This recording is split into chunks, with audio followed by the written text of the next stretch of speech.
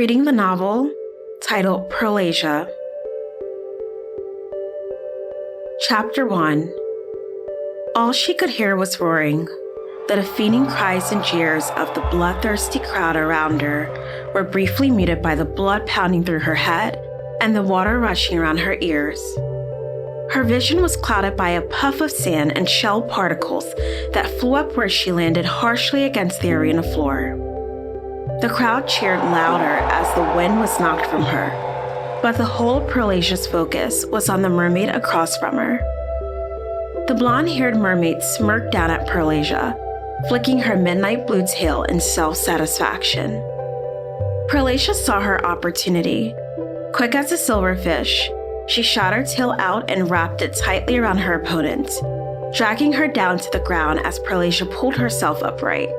She lunged immediately at the mermaid, who rolled out of the way just in time. They wrestled on the sand, their tails twining together in a phantasmagoria of lilac, aquamarine, and onyx. Pearlasia was distantly aware of her father, King Poseidon, screaming down at her from his dais, alternating between encouragement and correction as the young princess struggled for the upper hand. She slipped out from under her opponent and retreated a few tail ends to catch her breath. A collective groan rose from the crowd as the two young mermaids circled each other. King Poseidon pounded his scepter, echoing the spectators' demand for action.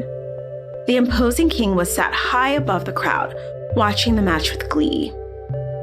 Long pincers jutted out from his temples and sliced through his jet black hair, down to his full beard, framing his handsome face. Beside him, two orcas chained to the shell throne bellowed loudly, a song that sent fresh energy pounding through Pearlasia's veins. Her opponent startled at the booming cry, and Pearlasia lunged. She pinned her opponent down, raising her tail above her to strike. Just as she was prepared to deliver the victorious blow, a small glittering of light in the corner of her eye stayed her hand. Glancing over, she saw clusters of tiny sand-like crystals forming along her tail. She was mesmerized.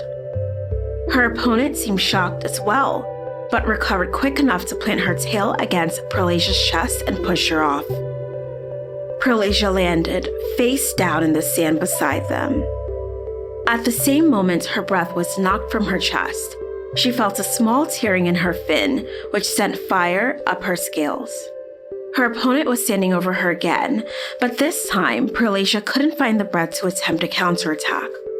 A low hornbill signaled the end of the match, and the crowd cheered at their crown princess's humiliation. Pearlasia kept her sinking eyes firmly downward as she pulled herself upright. The strange crystals had disappeared from her tail, now only covered in dull sand.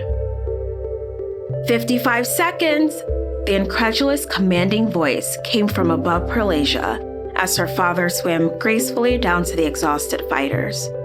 The people dropped to a bow reverently as he passed. He continued, projecting his voice throughout the massive arena, but keeping his piercing gaze trained on Pearlasia.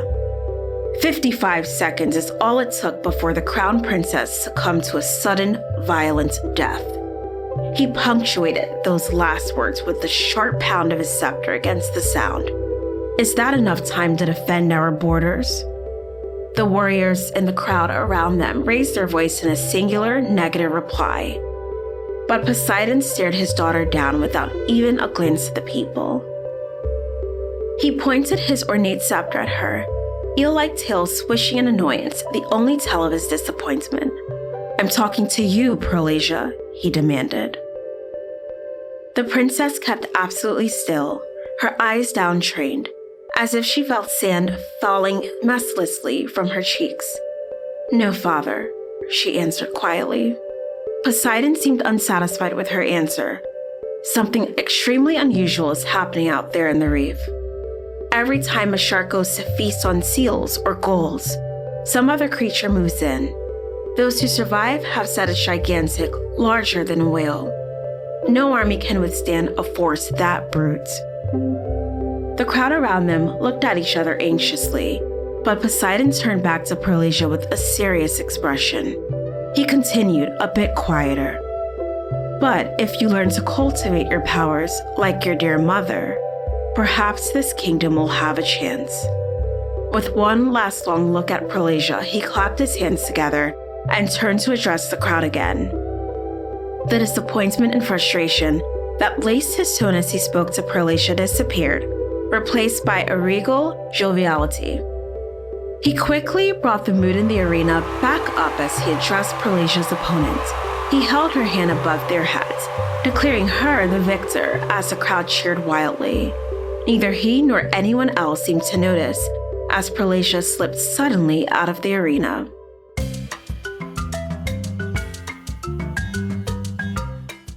Dappled sunlight filtered into the castle garden through a mesh ombre canopy. The water around them was infused with the scents of the beautiful and exotic plants filling the veranda. Typically, the soft light and comforting atmosphere of the garden was enough to help Pearlasia recover from any bad day. But on that particular afternoon, nothing seemed able to ease her melancholy. The dull pain in her tail, where it had torn, didn't help much. She slumped grumpily in the plush seat she was lounging across at the head of the garden's long dining table. Her mother, Queen Amphitrite, bustled around the table with the royal housemaid, Iris, only half-heartedly listening to Pearlasia's list of grievances. "You should have seen Dad, burdening me down with the weight of his lofty expectations, putting the whole world on my shoulders. He basically said that if this creature, whatever it is, comes for us, it's my fault if I can't defend anyone." Ugh, the nerve, Pearlasia huffed. Amphitrite leveled her with a serious look, elegant eyebrows arched. "If we can't push you to take your duty as princess seriously, then what will?" "It's not that I don't want to lead," Pearlasia protested, "but I want to rule with my heart, not my fists or my fin."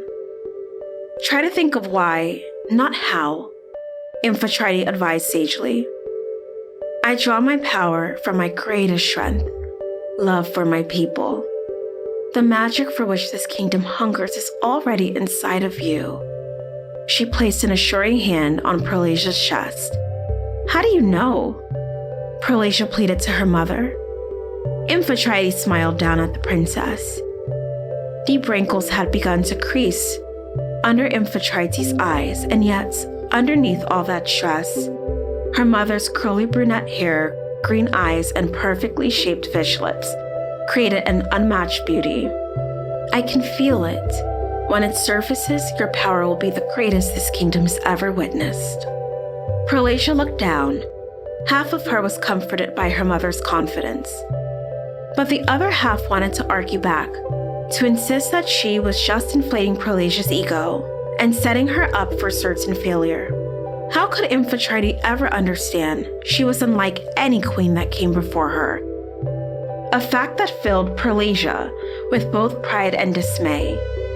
Unlike her predecessors, Amphitrite once held the title of Miss Atlantica. Her sophistication, coupled with her incredible shape-shifting abilities, made her first choice as queen throughout several kingdoms. Together, she and King Poseidon were a force to be reckoned with. It was rumored that Poseidon had eyes and ears everywhere, and none were above reproach. Although he ruled Atlantica with an iron fist, the king introduced a level of prosperity and modernization that was catapulted forward several generations. But unlike most mermen, Pearlasia knew that the driving force behind her father's ambition was none other than the queen. She was saved from having to respond either way when a familiar figure passed through the open hallway beside the garden. Prince Triton strolled by, munching on a sea apple, hardly giving his mother and sister a passing glance. He called out a casual, "Hey, son," Amphitrite exclaimed. "I thought you were coming home next week." Triton shrugged, leaning against the banister. "The old man needed me sooner." He added with a teasing look to Pearlasia. "Gotta whip you warrior ladies into shape, eh?" The princess glowered at her brother. looking at him from beneath her furrowed brow. "Oh, is that the only reason you're back? If I recall, you made sandprint headlines for hosting one too many mermaids in your dorm." "Ah," Triton sighed flippantly. "Such is the media's obsession with the royal minutiae. But since we're on the subject..." He broke into a grin, which Pearlasia knew meant no good, and threw a newspaper in front of her triumphantly. "Guess who's on the sandprint front page today?" Her stomach already churning, Pearlasia picked up the paper. Sure enough, there on the front page was a photo of herself, looking small and childish between her powerful parents. The headline read in cruel, blatant letters, "Dynasty in Trouble?" Pearlasia tried to avoid looking down to the article itself, despite how much her masochistic eyes begged to look. But luckily for her, Triton had memorized the entire article. He recited boastfully. Despite being another year older, Princess Pearlasia has yet to part sand. Without demonstrating any powers, an inside source warns, it will become increasingly difficult to uphold Atlantica's military prowess. Pearlasia tossed the paper on the table sullenly. "It's just tabloid slander," she muttered. She could sense Amphitrite's disapproving look in her periphery vision, but she was saved from a lecture by the keeper, Isis, returning from the kitchen with a ginormous plate laden with fish. "Dinner is served," Isis declared. She turned to Triton as she began to set the table. "Your favorite, Your Highness, flat-bottomed assfish." Triton opened his mouth to make a lewd joke, but snapped it shut again and plopped down into his seat as Poseidon swam in. Pearlasia swept her tail off the table, though her broken scales still stung as she moved, and sat up straighter. Amphitrite shot her husband a sharp look. "You're late. Again." "Apologies, darling," the king dismissed. "I was being briefed by the examiner. 4 whales seem to have gone on a killing rampage today in the Shark's Reef, brothers decimating their own brothers." He shook his head sadly. "Why would whales even be in the shallows?" the queen asked. Triton exchanged a glance with the king that made Pearlasia uncomfortable before shaking his head disappointedly. "Most likely," the prince replied, "to eliminate competition right before rousing a war." Amphitrite still mid-bite for a moment before continuing to eat, though her face had hardened. Poseidon as well shifted uncomfortably, but did not say a word. Even Isis's steps seemed to become lighter, more careful. The clinking of silverware became deafening. Pearlasia looked down at her tail, brushing her hand gently across her broken fin.